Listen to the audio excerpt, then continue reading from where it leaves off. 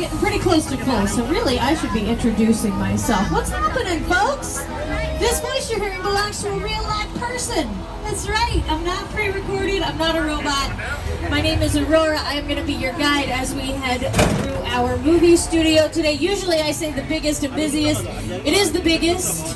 And you know, honestly, it is also the busiest. It's just today there's nothing going on down there because it's a holiday. We got the place to ourselves. Merry Christmas. Keep your cameras ready. There's going to be lots and lots of great photo opportunities, and we just got cleared for takeoff. So I want to introduce the most important person on our tour. It's not me, I just talk. The guy who's literally keeping our show on the road today. Sitting up here with me is our driver, Jim. Everybody say hi, Jim. Okay, there, it was quiet, but it was warm. I felt it. All right. So we got Jim at the wheel, you got me, Aurora, on the microphone. We have all of you fabulous, beautiful people. We have one more friend who likes to say hello to every single tour. And you know this guy from Saturday Night Live, from Late Night with Jimmy Fallon. These days he's the host of The Tonight Show. His name is Jimmy Fallon, and here he is. Oh, hey there. You made it. Welcome to the Universal Studios Tour. I'm Jimmy Fallon. I'll be making sure you get through this experience in one piece. You've got the very best guide. Aurora. And the greatest driver. Jim. You're the best. I love that. Even though Aurora. both be $5. I'm going to keep it. I know you guys are excited to get on the tour, but first, a few safety rules. Okay, our safety rules are really easy, but they're important, so please do listen up. First of all, I told you to take lots and lots of pictures, have your cameras ready, and I meant it. You can take as many photos as you want, but please put your selfie sticks away. Just your phone by itself or your camera by itself, please. And double check, make sure that you're not using any bright lights or flash, okay? If you have food or drinks with you, feel free to enjoy them, because refreshments are welcome on board the tour.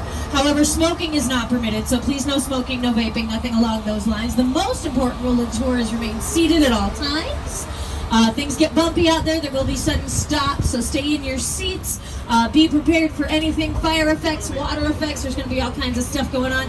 And finally, be aware of this red emergency cord up above your head. This is how you let us know if you need any kind of help. If you drop anything valuable, if you have sound or video problems, or need medical attention, or if you just can't wait to go to the restroom, you pull that red cord, we'll stop our tour. We'll help you out as fast as we can do that safely. So keep all that in mind, because we have left the theme park, and now we're heading through our movie timeline. All these beautiful posters on either side of us represent just a few of our favorite movies from more than 100 years of filmmaking. Our founder, Carl Laemmle, came out to California back in 1912, and his big dream was to build an entire city dedicated just to making movies. So that's exactly what he did. And now, more than 100 years later, Universal Studios has released more than 8,000 feature films. And Universal City truly is a fully functioning, independent city. We cover about 400 acres, that's roughly 4 square miles. We have all the municipal services any other city would have, like a fire station. Over here on your right, that's not a movie set, that's a real working fire station with real working firefighters. We love those guys, they keep us safe. In addition to our fire station, our city also has a hospital, a bank, a post office. We have everything that every other city would have except for permanent homes. Nobody lives here. So that makes us the busiest city in the world with no citizens. And we're always busy. We're making movies, we're making TV shows, we're giving tours 365 days a year, rain or shine. So there's always something going on around here. And the majority of production work on our lot happens in the front part of our property. We call this area the front lot. And it's where we keep most of our sound stages. 70 to 80% of filming happens inside sound stages. And these are just big buildings with thick walls that give our filmmakers a nice closed environment to work in. Soundstage 12, coming up here on the left-hand side, is an excellent place to start, because stage 12 is one of the oldest structures on our property, and it's been the home to some of Hollywood's most iconic locations. Places like Frankenstein's Lab, Dracula's Castle, Scarface's Mansion, the Visitor Center from Jurassic Park. We built all these sets, all inside the same building, just not at the same time. That would have been hard. Here's what a soundstage looks like when there's nothing inside. It's just a big empty concrete box. You can really think of these sound stages as being like three-dimensional blank canvases for our filmmakers. And we have 36 stages on our lot, but that number does shift and change. A whole bunch of our sound stages are brand new because we've spent the last couple years building new sound stages and expanding our movie studio. We've also been expanding the theme park. This building here on your right-hand side, it's so new, it's still technically construction. It doesn't look like it, but it is. They're still putting on some finishing touches. And that's where we're going to be putting Super Nintendo World. Set to open in our theme park February 17th, 2023. So that's still a few weeks away, but we're very excited about it. You can get more information by checking online and just by following our social media accounts for official updates. In the meantime, we've got lots of TV filming around here. Again, like not today because it's a holiday, but in general. Up at the front of our front lot is where they take the Kelly Clarkson show, hosted by Kelly Clarkson, obviously. Kelly Clarkson also likes to work with her friends on The Voice. They work mostly towards the back of our property, and that's also where we filmed the American Song Contest with Kelly Clarkson and Snoop Dogg. Those shows are all unscripted. We have scripted shows like Stage 14 over here on the left is currently being used to film the new season of Bel-Air for the Peacock Network. And for a few years, Stage 14 was the home of Superstore. I know it's hot in here, but let's have some patience for one another. Yeah, you know, the heat makes us all act. If your face stays where it is, it's gonna get punched. Yeah, see, it looks like they're in a store. They're not. They're in Soundstage 14. We built the whole thing inside there. Stage 14 was also used to film big movies like Apollo 13 and Jurassic Park, and those were a while ago. I know. We do still get a lot of big movies filming on our lot, but most of the production we see day to day is for television. All the sound stages here on your right were built specifically for TV production. Sometimes we call this area Sitcom Alley for all the classic TV comedies that have been made here over the years. Shows like The Jeffersons, Coach, Sabrina the Teenage Witch, Martin with Martin Lawrence. A little more recently, we've had shows like Angie Tribeca with Rashida Jones, The Mindy Project with Mindy Kaling, The Good Place with Kristen Bell. We have Rutherford Falls and Never Have I Ever, both a few months back. And currently we've got Killing It with Craig Robinson, and that whole long list, those are all just sitcoms, but we also do drama here. We do mystery, sci-fi, talk shows, game shows, reality shows, big movies, commercials, music videos. We do anything you can do with a camera, we can do it here. And the people who decide what go into the sound stages work in these bungalows here on the left, these little brown buildings. Our offices used by writers, producers, directors. These are the folks that think up all the stories in the first place and then figure out how to get those stories up onto the screen. So they do all the planning and arranging and organizing that you need to do before you can even bring the cameras out. And that's a lot. That's a lot of work. So we got some big names over here. Jennifer Lopez kept her office right there the whole time she was on World of Dance. Ron Howard keeps an office in this area. Jordan Peele has offices here for his Monkey Paw production company. We have Mark Platt Productions. Mark Platt does big movie musicals like La La Land and Dear Evan Hansen. All these bungalows have a lot of history to them, and one of the most historic is number 5195. It's got a familiar silhouette next to the door because that used to be Alfred Hitchcock's office in the 1960s and 70s. Alfred Hitchcock was a master filmmaker. He directed movies like Psycho, Vertigo, Rear Window, To Catch a Thief, North by Northwest, Strangers on a Train, The Bird. I mean, it is a long list of great movies. If you've never seen an Alfred Hitchcock movie, don't feel bad. You're probably just young. But maybe do yourself a favor, stream one this week. You know, go home, watch an Alfred Hitchcock movie, get a little film history education. It'll be good for you. Anyway, that's it for the front lot. So now we're going to move into the back lot because the back lot is what we really came out here to see. Out on our back lot, we shoot exterior scenes using sets that are too large to fit inside a soundstage. The first place we're going to visit is our metropolitan area. These are sets designed to look like city streets. We can decorate these streets to look like just about any city in the world we want to visit. And you'll notice the buildings are just a little bit unusual because all we really build is what the camera will see. If you're looking at the front of the building, you can't see the back, so we don't build the back. If you're looking at the outside of the building, you can't see the inside. We don't put anything in there. Most of these buildings are just facades. That means false front. But we can take these facades, we can make them look like whatever city we want. Like Brownstone Street on your right. is in every single one of these shots. Over the years, our metropolitan sets have appeared on screen as Boston, Chicago, Washington, D.C., London, Paris, Berlin, Hong Kong, San Francisco, Seattle, Detroit, Los Angeles, you name it. And probably the most recognizable portion of our metro area is this courtyard that we're heading into right now. We call this area Courthouse Square for obvious reasons. They've been using it to film Bel Air. This was one of the main sets for Rutherford Falls, but I think a lot of you will recognize these sets from when they appeared as Hill Valley in Back to the Future.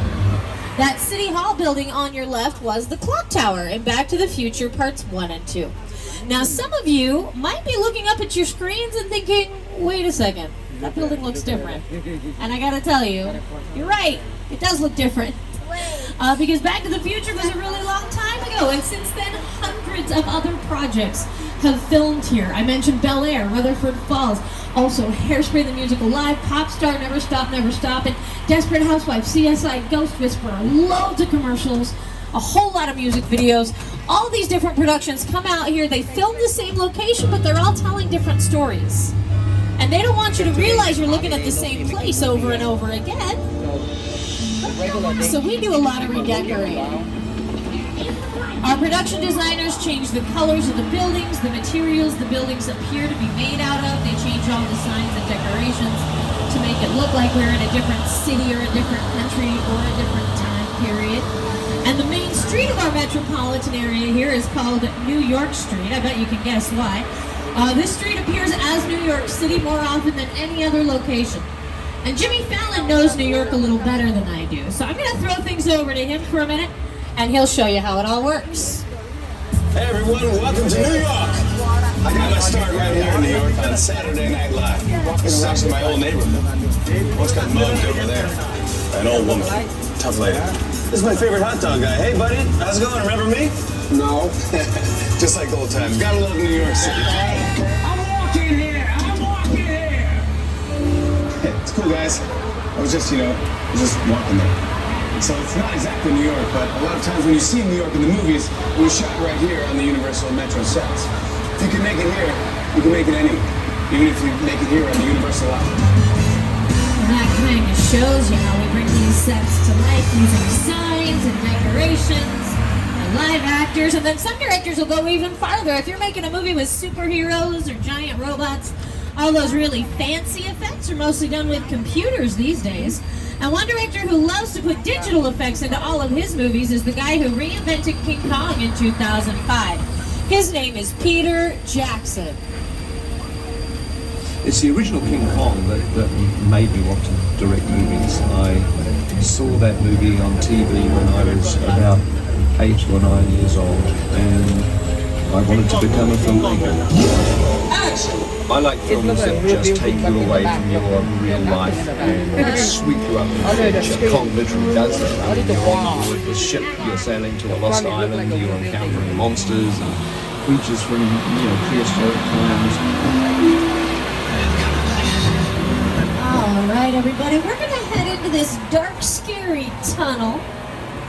Use it to let everybody's eyes adjust. And you can go ahead and put on those 3D glasses whenever you feel comfortable, because it looks like they are sending us straight through to the home of King Kong. So let me welcome all of you now to Skull Island.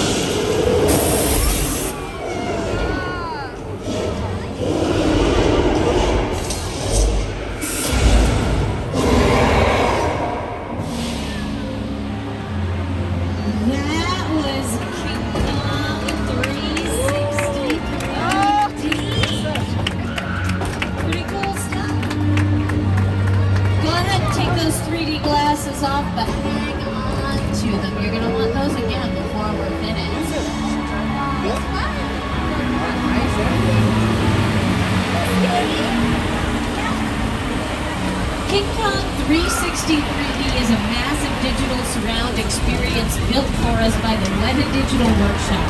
That's Peter Jackson's crew down in New Zealand. These are the folks that helped him bring Kong back to life in 2005. They worked with him on the Lord of the Rings movies and the Hobbit trilogy.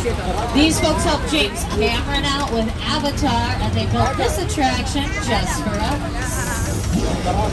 With a project like the studio tour, the audience is in the middle of the environment. They're looking in all directions, there's creatures coming at them, they're seeing Kong from this side and T-Rexes from the other side. We always know what people are looking. They're looking straight ahead, they're looking at the shot that we're working on. Here you have to take into account that people are looking in all directions. Also, one of the things about this ride, unlike the movies that we're used to working on, there's no cuts. Because it's one giant shot. This train driving along through Skull Island is where the camera's from. This ring represents where the screen is 10 meters away. We really created about 50 minutes of a feature film. That amount of visual information, that number of pixels, and presenting them to the audience, it's a hell of a ride.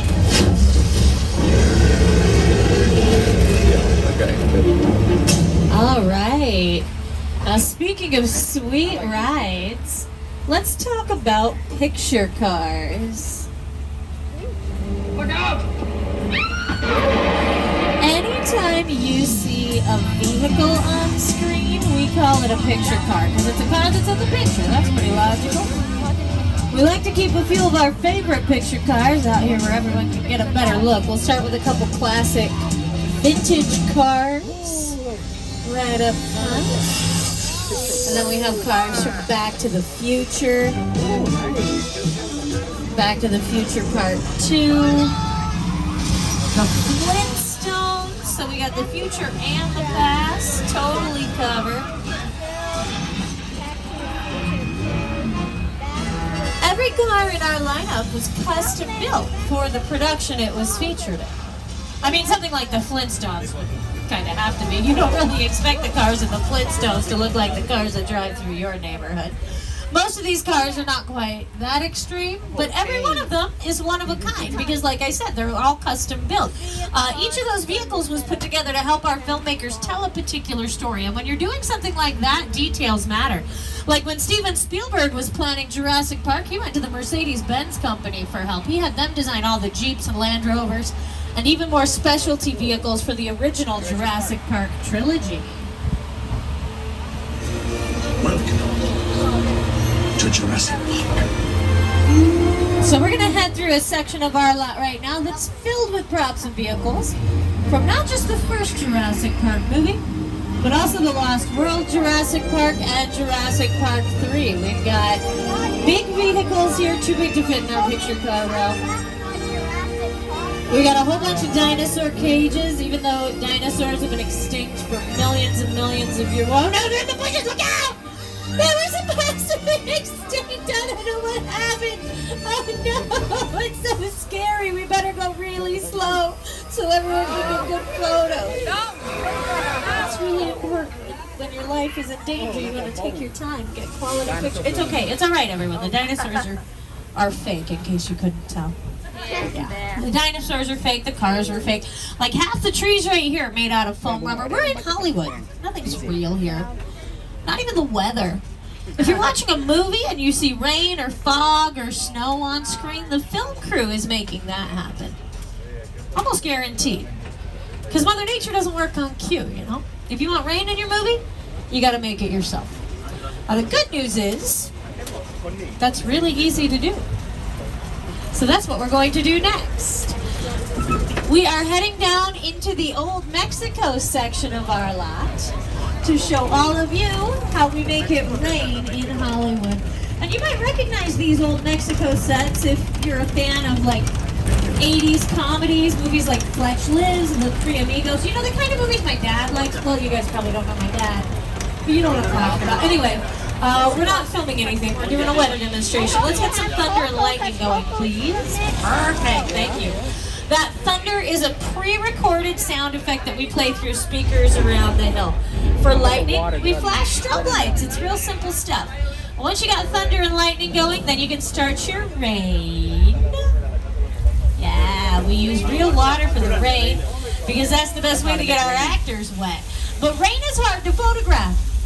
Rain doesn't really like to show up in pictures, and that means if we want to see it, we gotta cheat. So we use extra large raindrops, we space them out, we shine the light through the water when we film. We might even add something like milk or paint to make the liquid more visible. But we do not want to run that water too long, because if you run it too long, you get floods.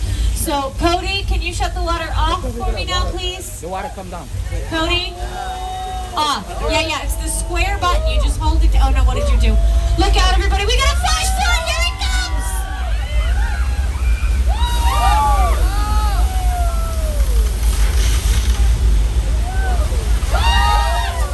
Yeah, we did the flood on purpose too. Here's what our flash flood looked like in the movie Big Fat Liar with Paul Giamatti.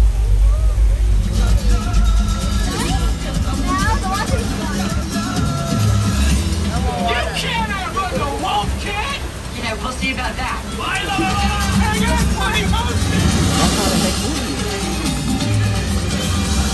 Same thing, right? Okay, just a quick side note, we're hitting about the halfway point to the tour, so that just gives you an idea roughly how much time is left. They like me to put the safety graphic up on the screen at the halfway point, remind everyone we want you to stay in your seats, remind you we got that red emergency cord up above your head in case you need to call for assistance. And now that you've been reminded, let me welcome you to the Old West. And around here, when we say Old West, we really do mean old. These Western sets include some of the oldest Hollywood structures still standing anywhere in the world, excuse me. Some of our Western buildings go all the way back to 1916, when the movies were still silent. Some of Hollywood's most famous cowboys got their start right here. Guys like John Wayne and Kirk Douglas up on your screens right now. And over the years, these streets have also seen the likes of Robert Redford, Lee Van Cleef, Clint Eastwood, and this guy. This town ain't big enough for the both of us, Jimmy Fallon. Well, I ain't going anywhere, Jimmy Fallon.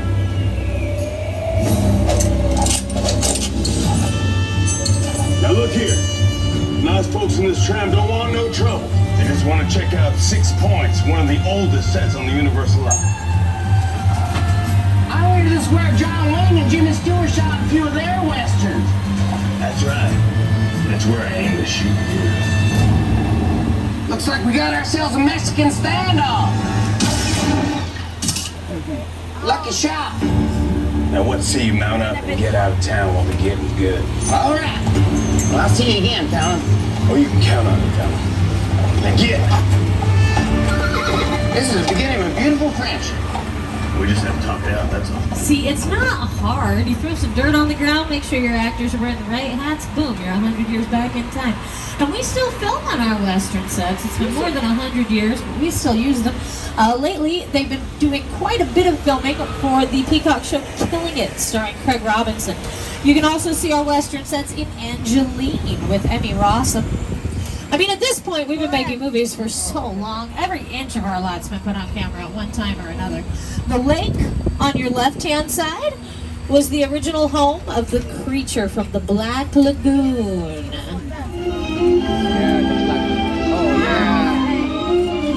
I love the creature from the Black Lagoon. Look at that face. Isn't he gorgeous? Designed by Millicent Patrick. He's beautiful. He's one of Universal's classic movie monsters. Universal is known for being the monster movie studio, the horror movie studio. That's our claim to fame. So the next place we're going to visit is the spot where most of our monsters got their start.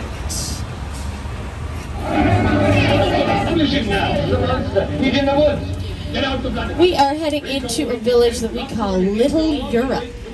And in Little Europe, we change the country we visit just by changing the language on the signs. So once upon a time, this was Transylvania for Dracula. This was Austria for Frankenstein. It was Wales for the Wolfman and Egypt for the Mummy. So it's not always Europe. Over the years, These sets have been decorated to look like South America, the Middle East, the Caribbean, basically anywhere that's not the United States. We come here and we figure it out. For a couple of years, we even turned this neighborhood into the afterlife. For the good place. You, Eleanor Shellstrop, are next. This location, the afterlife, come on. I've never ever seen this. You're in the good place. I'm not supposed to be here. I can't risk going to the bad place. Maybe it's not all that bad. How can I help you? What is the bad place like? Well, it doesn't sound awesome. You can watch all of The Good Place, all 4 seasons on the Peacock Network these days. And before we say goodbye completely to our Little Europe sets, here's one last shout out to our Universal monsters. When we think of Universal, we think of monsters. Dracula, Frankenstein, the Wolfman, Bride of Frankenstein, The Mummy. The Hunchback of Notre Dame, The Invisible Man, Phantom of the Opera. Classic films. They're just brilliant. That Frankenstein image, flathead, bolt, it's one of the great icons of the world. That to me was like the essence of the Universal horror film. And I was just mesmerized by these movies. Boris Karloff, Lon Chaney. I remember the original Universal Studios Mummy movie really scaring me. They still ring in our memories now, and we love them. How could you not? All right, the next place we're going to go for our tour is into Soundstage 50. We're just waiting for a green light, but we should be getting that in just a second. So here's what it looks like inside Soundstage 50. It's a subway station. Look, they're sweets. He looks very upset. When I talked to him, the guy died in his arms. So this is a soundstage with a subway station set built inside it. And this scene that's playing up on your monitors is from an episode of Bones that filmed in here a few years back. And as we get into the building, you'll see the set still looks pretty much the same. So I'm going to start that exact same clip over again. And this time, we'll freeze it right here. So as we get the tram into the building, you'll all be able to see that the sets, I mean, they basically look the same as they do up on your monitors, but you know this scene has to be a few years old because like they don't even make Bones anymore. So it's been a while. The reason our set hasn't changed very much is because our subway station set works the same way as our outdoor. Oh, hang on. That's a little earthquake. Red lights off the car too. Okay. This feels like a big one. Everybody hold on tight.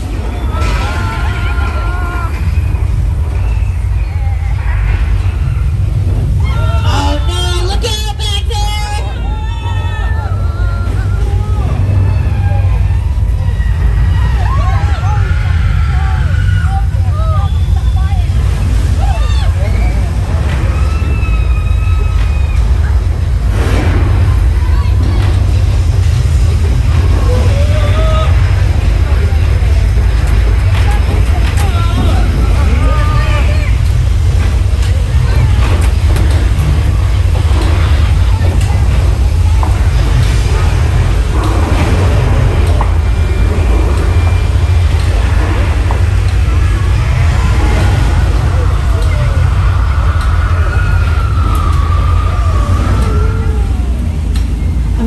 It's over.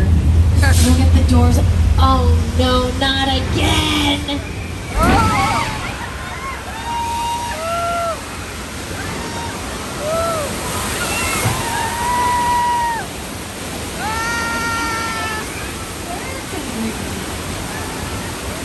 You just survived a simulated earthquake inspired by our 1974 movie Earthquake, starring Charlton Heston.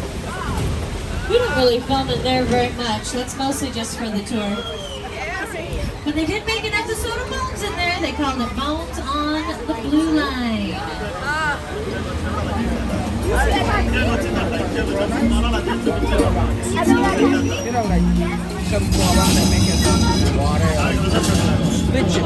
What's going on?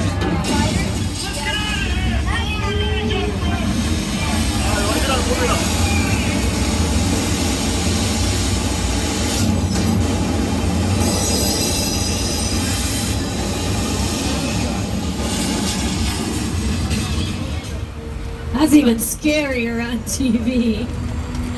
Well, since we just shook you up, next we want to calm you down. It's only right.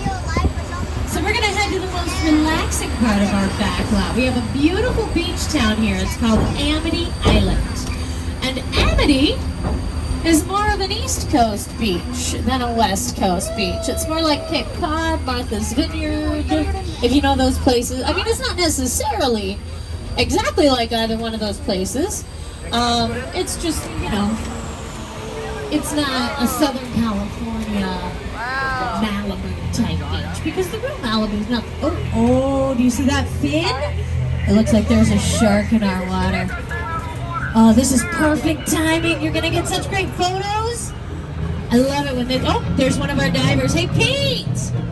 Pete, did you see the shark? It looked like it was headed for you. Uh-oh. Pete, are you okay? Can you give us a wave or a thumbs up, Pete?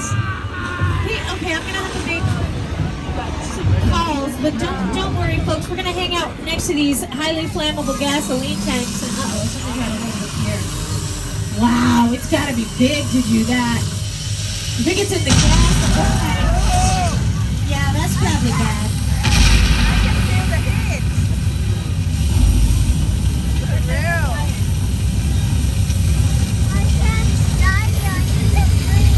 The shark coming.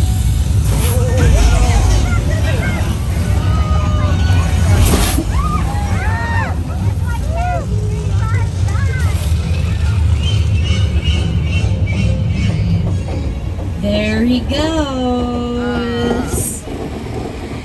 He's the most famous part of our backlot tour. That's Bruce, the mechanical shark. Part 3, please turn the light off on your phone. Take as many pictures as you want. Just turn that light off for me. Thank you. Now, our shark is very easy to work with. He's very professional and very well behaved. He's very different from the shark Steven Spielberg worked with when he was filming Jaws. That shark was all kinds of trouble. And you don't have to take my word for it. That's a much maligned shark. The shark is frustrated. It didn't really work all the time. It didn't work hardly at all. Wherever you were on the island, you could hear the radio lines. They were always saying, the shark is not working. Repeat, the shark is not working. We just waited around. We just waited and waited and waited. The shark worked well enough. For a while there, it had the biggest hit of all time. So I really owe the shark a lot.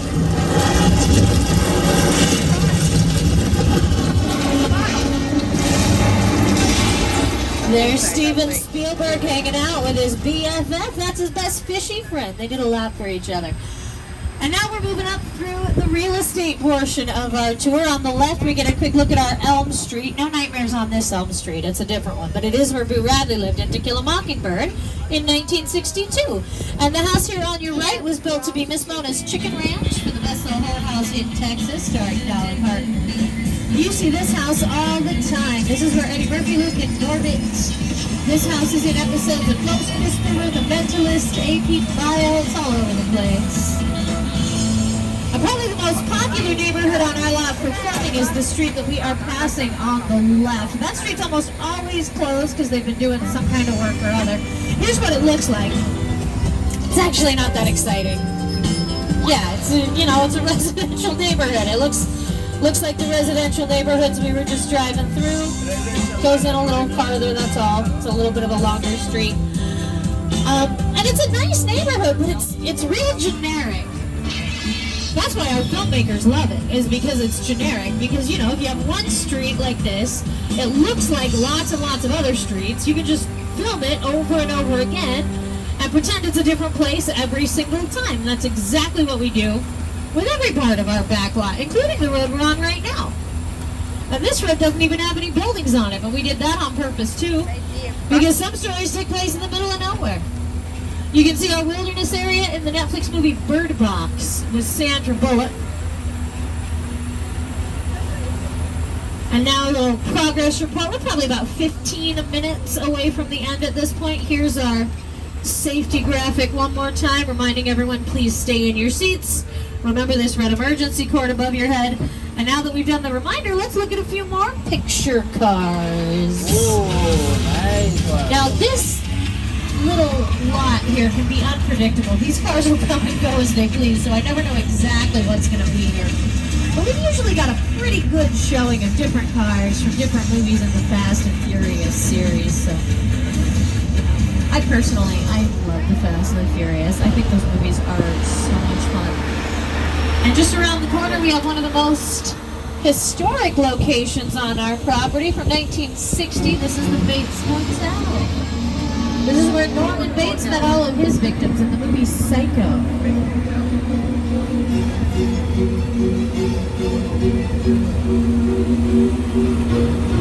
We all go a little mad sometimes. Up at the top of the hill is the Psycho house, where Norman lives with his mother.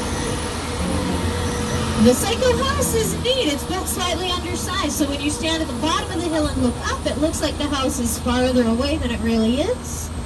Makes the hill look taller, makes everything look just a tiny bit scarier. Sometimes you can still see Mother Bates in that upstairs window. She likes to rock out up there. She gets a little cranky, though. She's usually in a bad mood. I think she's mad because her backyard is a disaster.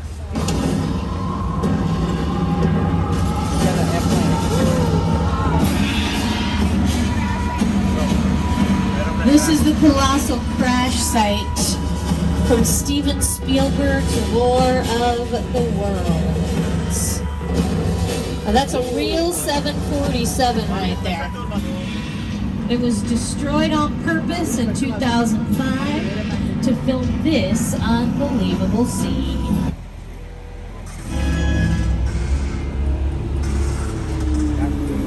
The airplane crash site set is a perfect example of a set that is all designed around a vision that Steven had.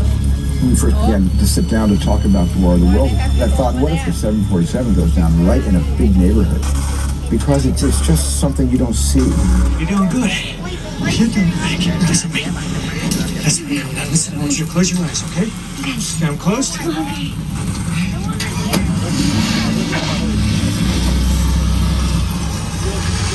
Robbie, get in. Get in. Once again, this is War of the Worlds, starring Tom Cruise and Dakota Fanning. A lot of directors probably would have settled for a computer-generated plane, but not Steven Spielberg. He wanted the real deal. Now, Steven Spielberg is only one of the many legendary directors that Universal Studios has worked with over the course of our history. I mean, we worked with Alfred Hitchcock. We've worked with Ron Howard, Ridley Scott, Spike Lee, James Cameron, Peter Jackson, Jordan Peele. And Jordan Peele's newest movie is called Nope, and we're going to go through some of the sets from Nope right now. So here to show us around is the man himself. Let me introduce director Jordan Peele. Movie magic only happens when a team of collaborators, often in the hundreds, work together to take an impossible notion and bring it to life. This is Jupiter's Planet, a nostalgic, small-time Southern California amusement park owned by former child star Ricky Jupe Park.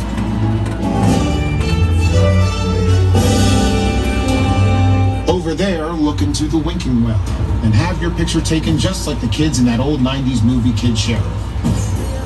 That's what this whole place is loosely based on. Remember that one? No? But a little further down, you can see the brand new Star Lasso experience. Built to showcase an unbelievable new live show. It's not looking so live anymore. Anyway, behind this Hollywood fantasy of a gold rush frontier town lies a sinister secret. It is smack dab in the center of a UFO hotspot. What's a bad yacht? You're about to find out. Welcome to the world of the known.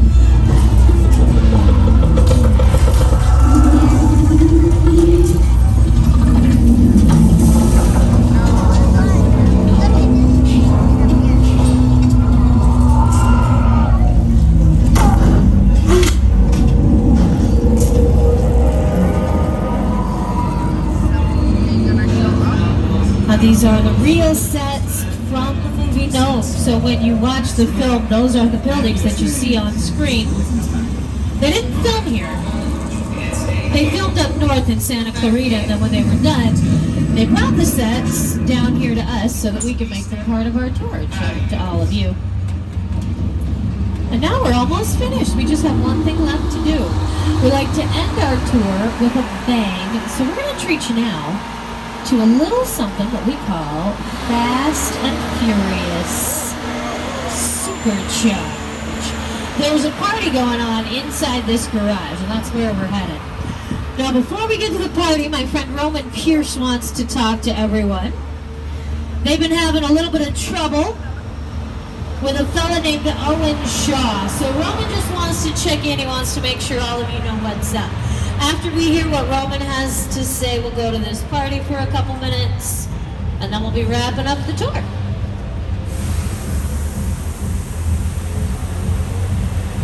My name is Roman Pierce. Pleased to meet you.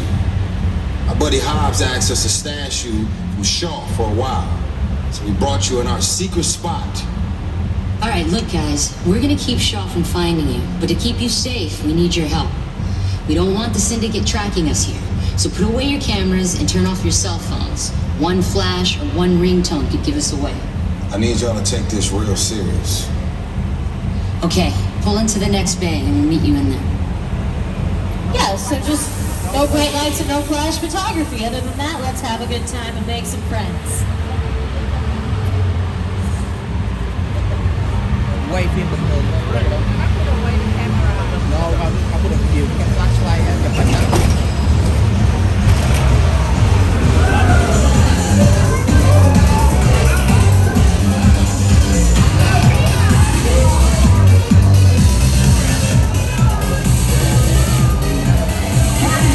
Everybody out! The FBI! Turn that music off! No, wait, why is the FBI here? What's going on? Where did Robbie go?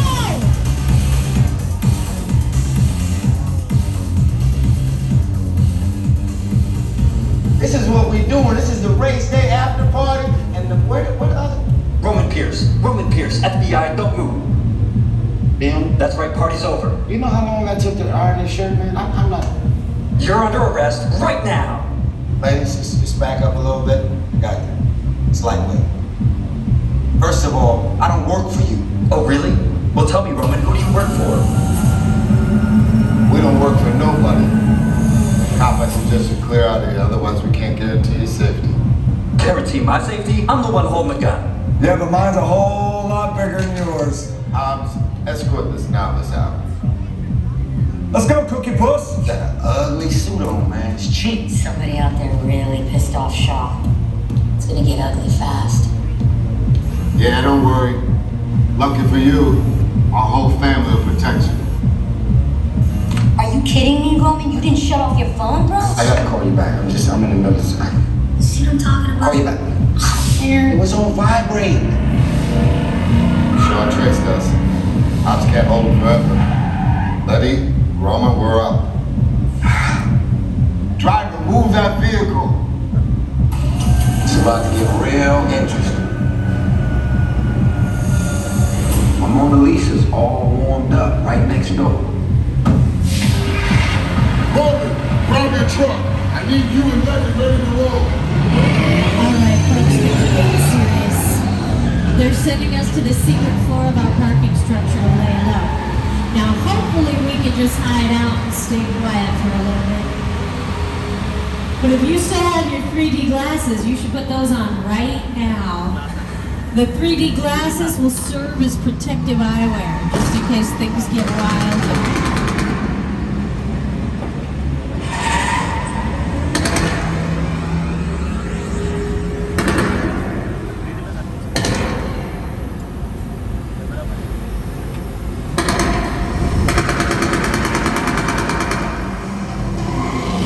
Which one of you is the witness? Speak now or you all get fried! This is our turn. After that! Okay, guys, it's showtime. Cover the lock.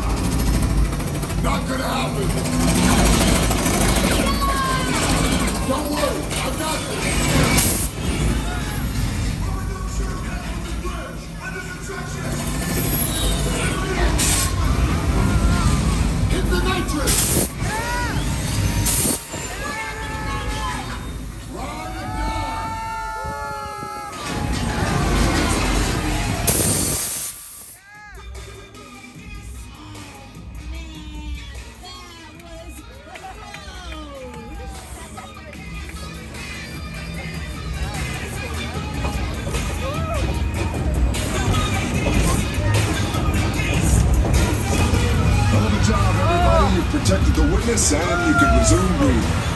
You know it's crazy out there. You guys are my respect.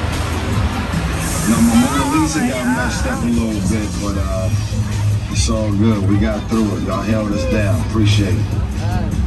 They said the bigger the family, the stronger it is. You guys did good out there. And you're welcome to join our crew anytime. That was Fast and Furious Supercharged. And that's the grand finale of our studio tour. So now the only thing left to do is get all of you back to the theme park to enjoy the rest of this beautiful, beautiful holiday. You got the whole day ahead of you. There's all kinds of stuff going on up there.